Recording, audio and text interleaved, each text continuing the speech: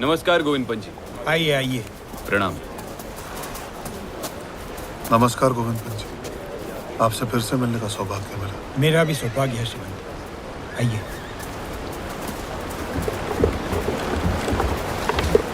गोविंद पंत जी, ये क्या हुआ यहाँ? भीषण बरसात ने पुल बनाने ही नहीं दिया। जो बनाया था टूट गया, नावें बह गई। मैंने पूरा प्रयास किया श्रीमंत, लेकिन प्रकृति से कौन जीता है।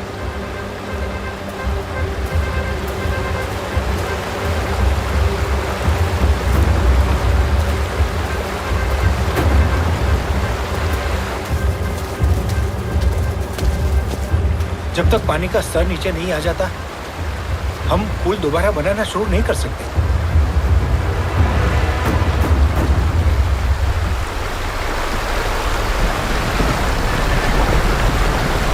उस किनारे पर बहुत हलचल है।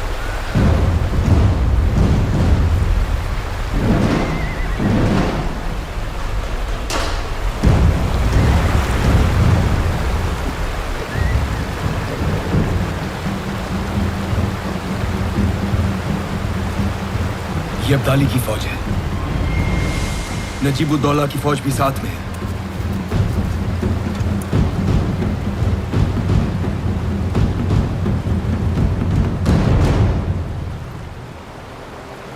ये दूसरे ध्वज किसके?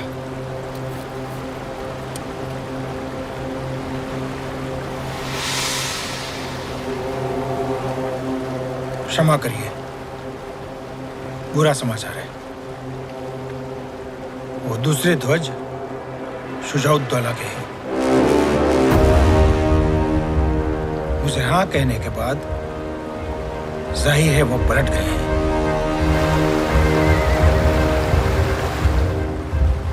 शुजाउद्दौला ने हमारे साथ विश्वासघात किया है।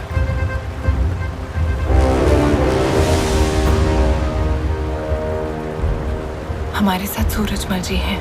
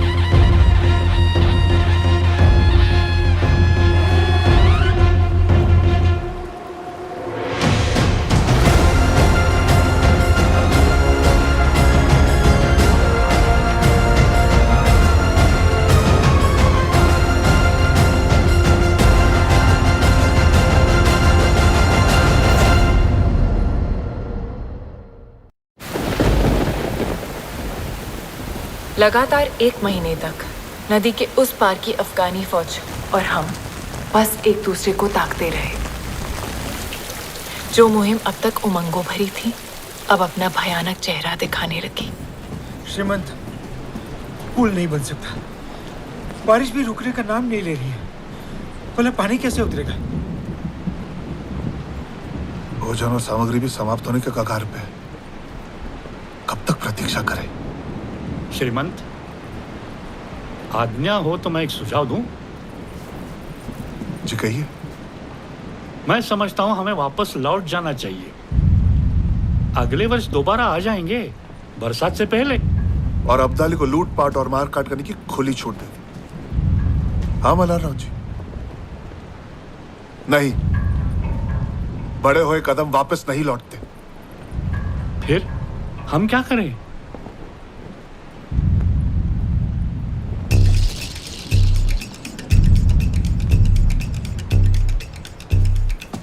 अगर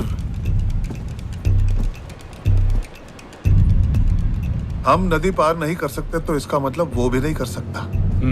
हाँ तो हम पीछे लौटने के बजाय आगे बढ़ेंगे। मैं नहीं समझो। राजा जी, हमारी योजना क्या थी? हम रोहिलाबाद में नजीब और अब्दाली को परास्त करके दिल्ली जाएंगे, लेकिन अब क्योंकि हम यमुना पार नहीं कर सकते, हमारे पास आगे बढ़ने का एक ही रास्ता है। हम यमुना के साथ साथ इस किनारे से लगकर दिल्ली की तरफ जाएंगे और दिल्ली हासिल करेंगे, और एक बार दिल्ली पे अधिकार जमा लिया तो हम वहीं से यमुना पार करेंगे और अब्दाली पर हमला बोल देंगे। ये बहुत अच्छी योजना है श्रीमंत। अच्छी है, सच ही अच्छी है। लेकिन काका, भोजन सामग्री के बिना हम दिल्ली तक पहुंचेंगे कैसे? सूरजमल जी, मल्हाराव जी, इस तरफ कोई ऐसा है जिसे संपर्क कर सकते हैं? जी, अब मदद के लिए कोई नहीं बचा। हम यहाँ के सारे राजाओं से संपर्क कर चुके हैं। एक संभावना हते, सकीना बेगम पति के गुजरबे के बाद वो ही गद्दी संभालत रही है, लेकिन गांव पे भरोसा ना करे और गठबंधन फटबंधन पे विश्वास ना रखे। सही कह रहे हैं। आप कहें तो मैं जा सकती हूँ। लेकिन वहीनी, वो किसी से मिलती ही नहीं है। एक औरत से मिलने के लिए तैयार हो जाए शायद।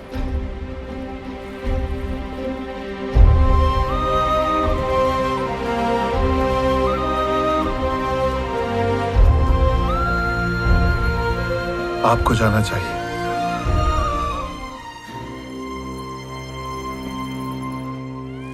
नम्रता और दृढ़ता ऐसी चाबियां हैं जिनसे कोई भी ताला खोला जा सकता है। कई संदेश भेजने के बाद सकीना बेगम मुझसे मिलने के लिए तैयार हो गई। चश्मे नूर, राहते दर्दे रियाया, जीनते मुल्क, बेगम सकीना तशरीफ ला रही है। श्रीमंत सदाशिवराव भाऊ पेशवा की धर्मपत्नी पेशवीन पार्वती बाई। तशरीफ रखिए।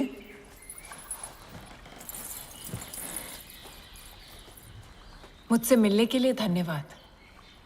आप हमसे क्या चाहती हैं? ज्यादा कुछ नहीं, बस मेरी सेना के लिए कुछ दिनों का रसद साधन सामग्री, ताकि हम दिल्ली जा सके।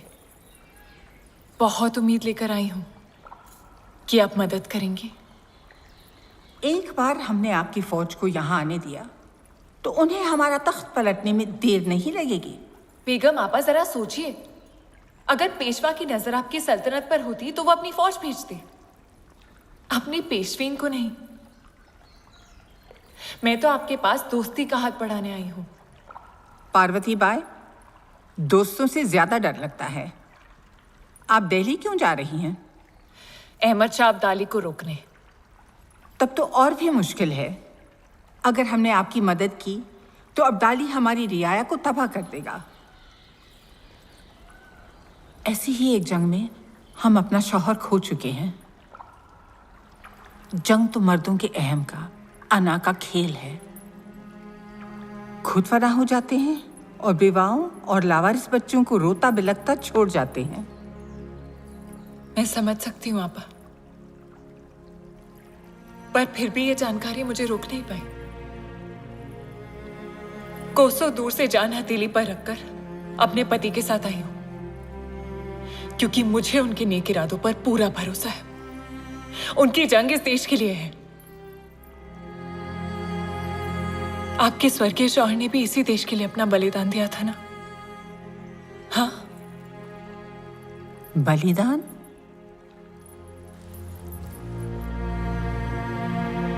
हाँ, बलिदान दिया उन्होंने। और अब आप अपनी रियासत उन्हीं की तरह बखूबी चला रहे हैं। हाँ आपा, मैं जानती हूं कि ठीक मेरी ही तरह आप भी किसी शाही खानदान से नहीं हैं, और ना ही आप किसी नवाब की बेटी हैं। हम दोनों आम आदमी का दर्द समझते हैं, है ना? जंग में सबसे ज्यादा नुकसान तो उन्हीं का होता है। उन्हें बचाने के लिए हमें एकजुट होना ही पड़ेगा। हमारे मरहूम शौहर का भी यही मानना था, और इसी वजह से वो जान खो बैठे। अगर आज वो जिंदा होते और मैं उनसे मिलने आती, तो क्या उनका जवाब भी इनकार में ही होता? वो क्या कहते इतना बता दीजिए, मैं लौट जाऊंगी।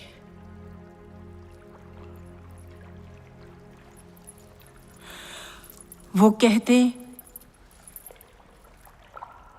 फख्र की बात है पार्वती बाई, आपने उस अब्दाली को रोकने के लिए इतना लंबा फासला तय किया।